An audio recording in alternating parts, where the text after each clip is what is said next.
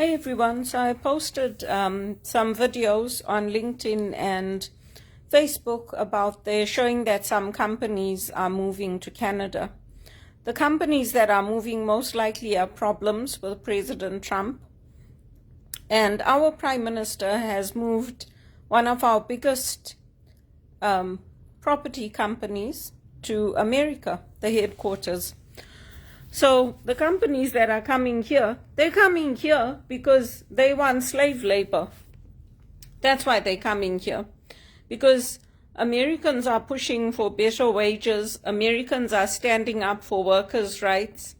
Americans took teleperformance to the law because of how badly they treated communications workers. Over here, if you try to do it, they just shut you down. They either let you go or they make your life so miserable you don't want to work there anymore.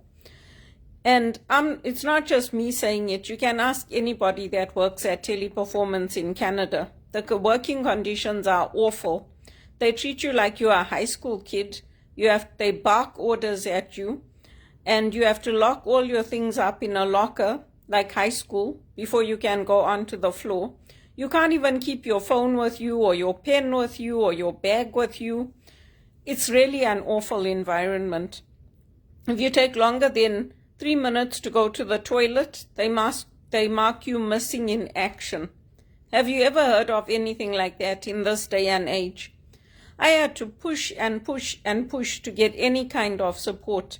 And when they give you wage increases, they give you maybe 20 cents after 2 years. And their attitude is like, this is a multi-billion company. If you don't want to work here, you can go. Because it's Indians running it, that's why. It's really awful.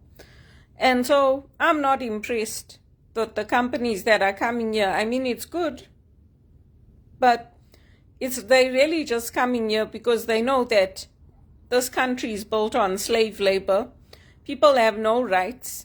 And even if you take them to law, or you take them to the Human Rights Commission, they'll run you around in circles and in the end you get nothing. At least I got an apology for the way I was treated by Credit Suisse. Some people don't even get that. They should have given me a settlement, but they didn't. So I'm not impressed. And the police here, even the police themselves had to come out and apologize to the public because they're racist. And there's racism and sexism within the police force. And they're telling people here, even in our condo, I've heard they're telling people not to report the crime. Why? Because they want to make it seem like the crime is going down. The crime is not going down. They just don't want people to report it. So, what kind of country is this? It's becoming worse than a third world country. Even what they did to me, forcing me to go and get a psychiatric assessment. I know my rights. I refused. When Officer Summers told me that I have to go and get that psychiatric assessment, I said, no, I don't want. I did what you told me to do. Your police told me to report it. Now you're sending me to go and get a psychiatric assessment. He says, well, there's some contradictory things in here. I said, so? There's lots of contradictory things in life. Then he says, Marcus, he's asking my uncle, Marcus. I said, don't ask him. What you asking him? He doesn't know anything. He just came to support me. He doesn't know anything. I made those reports because you people told me to. And he said, Belinda, if you don't go and get the psychiatric assessment, I'm going to have to come and get you. So basically, I said to him, I want to talk to my doctor before I do it. You don't have to come and get me. He insulted me. Then I went to my doctor. I showed my doctor all those emails that he sent me. And then he said, this is wrong. I said, yeah, I know.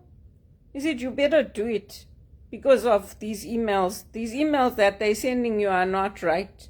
I said, it's not good. So then I went and I did it. But I'm telling you, that's what they do to women here. That's what they do. They don't give you a choice.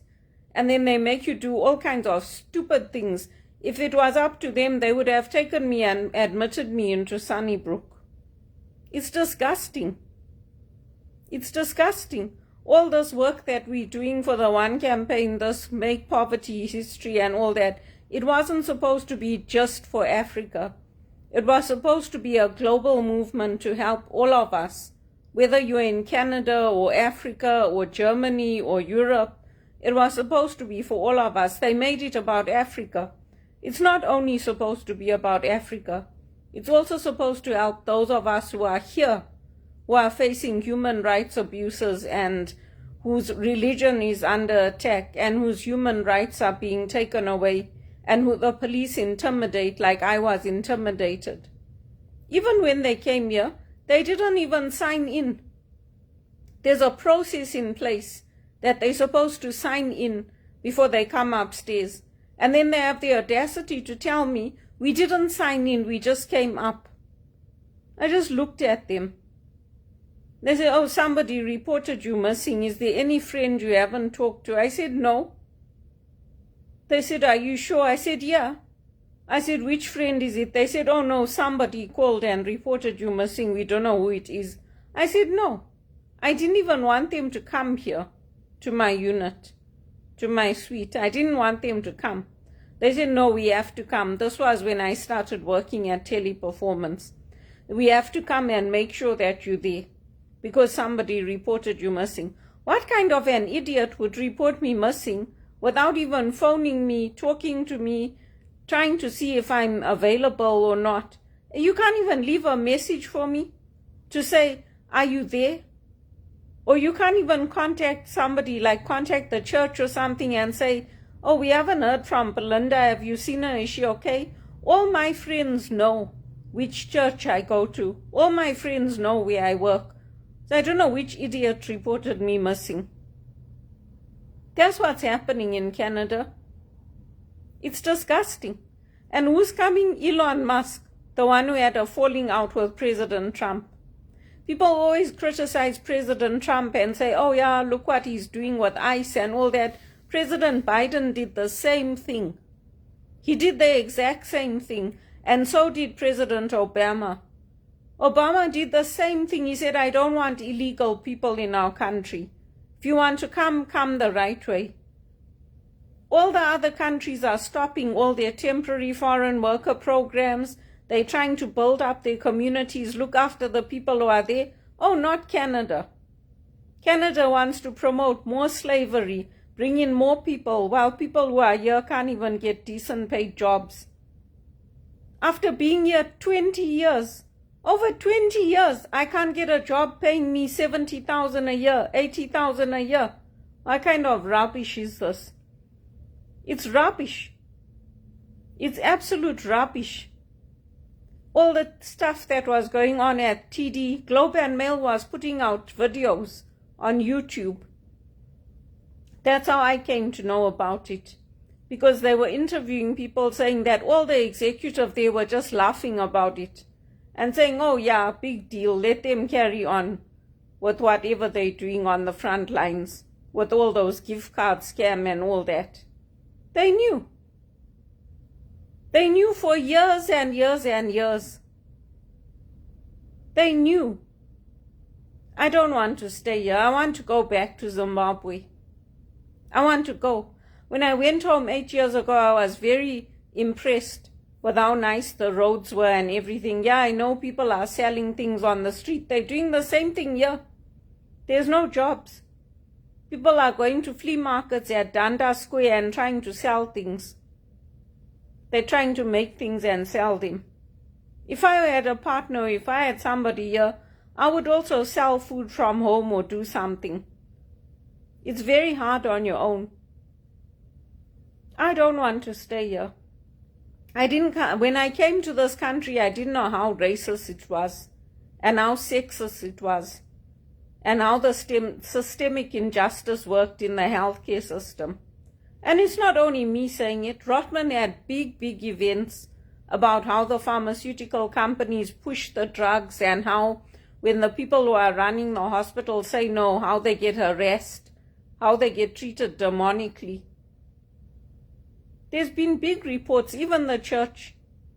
There's lots of racism in the church. I don't want to stay here.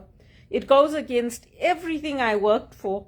All the work I put in with the black leaders, with Nelson Mandela Children's Fund, with everything I did, going out to the schools, talking to the children, working to end poverty, all the volunteering I did, it goes against every grain in my body.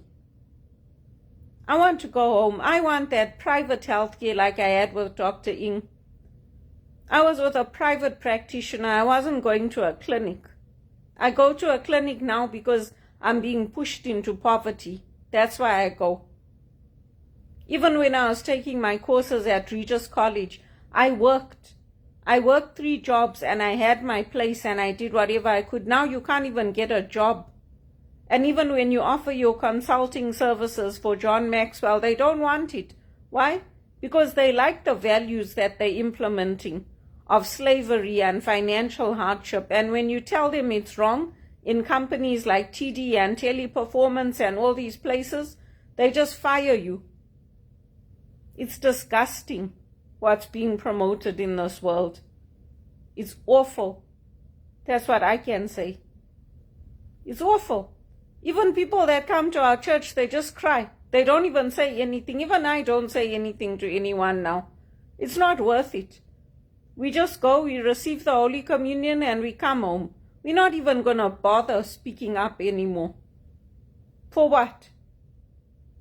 It's awful. I want to go home to Zimbabwe. If I can do something there with somebody, have a partnership with somebody and do my essential oil mixing and massage or do something, I'll do it and I'll go. Even South Africa. I told Peter Mayer so many times, I told Vit so many times, take me home. They're also sitting and crying because they don't know what to do. I'm sick of it. I'm sick of it. You want to see how many companies come here from America because they know they can promote their slavery and financial hardship. They know. That's why they want to come here. Why is Mark Carney moving his headquarters to America? And they coming here, let them come. The problem here is that people don't stand up. You stand up for your human rights and then they fire you when the next round of job cuts come. That's what's happening. All the places that have trade unions like the postal services and all that, they're the only ones that will get anything. The rest of us are being pushed into slavery. I agree with what Donald Trump is doing. Nobody wants to have illegal people in their countries. I came here legally. I had to put in my papers and wait, and came here legally, and I'm still being treated like a piece of shit. After the age of 50, I still have to ask people for money. I can't even buy my own clothes. I can't even update them. I have to wear my socks till they have holes in them, and my shoes. I mean, it's ridiculous. It's ridiculous what's happening. And as for the police and all these people that are telling me, oh, well, you should go and get another psychiatric assessment, go to hell. I'll even stop going to church if I have to. I don't care anymore. I can participate in the church online and I can do an act of spiritual communion. These priests are too high and mighty. People are walking with their feet. They're supposed to represent Christ. Go to the church these days, it's half empty. People are sick of it. I told all my friends in Zimbabwe, I'll go home. I don't care. I'm sick of being treated like I'm a high school kid or somebody that can't make my own decisions and doesn't know how to take care of my health and take care of my hair and take care of everything. I know. I'm sick and tired of it. They don't even pay you a living wage here. There's no even basic income to support people. Then they want to complain. Oh, the housing market is down. We only sold 54 condos in this quarter. Good. There's no even basic income. You can't even make ends meet in this country. People are fighting for minimum wage jobs because we can't get work. And when you try to set up your business, you try to be an entrepreneur, there's no support for that either. Everyone's sick of it. I'm sick of it. I want to go home to South Africa. I want that posh lifestyle for myself. I want to have my private health care. I want to go to a private doctor. I want to be able to do the things that we were able to do in Zimbabwe. I'm sick of living like this. At least I have a bed to sleep on, and I was able to get my sheets and things with some gift money that people sent me. If they didn't send me that, what was I going to do? I wear my clothes until they've got holes in them. I'm sick of living like this. The World Economic Forum can go to hell for what they promoted. Oh, you will rent and not own and you will be happy. What a load of bullshit. That's what I say. What a load of rubbish. I can do so much if I go to WITS. I can do so much and help them with so much. I told them they should take me home. I want to go home to Africa. I'm tired of living like this. And I'm tired of the racism in the police force. When I said no, Officer Summers should have supported me. He should have supported my decision for my health care to say no. Dr. Zaretsky supported me. All he wanted to know was that I was going to be okay. And once I told him, yes, I'm going to be fine, he didn't force it. It's the rest of the damn world that can't respect people's boundaries. You know what I say? And I'm saying this just like Jesus swore the fig tree. Go fuck yourself. Wake up.